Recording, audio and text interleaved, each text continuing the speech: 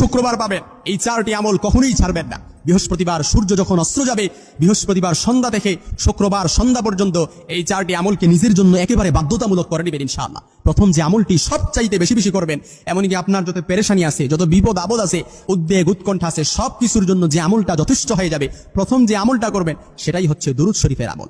দুরুদ শরীফ পারি না এমন কেউ নাই। সবচাইতে ছোট্ট দুরুদ সাল্লাল্লাহু আলাইহি ওয়াসাল্লাম, এই দুরুদটাও আমরা পারি।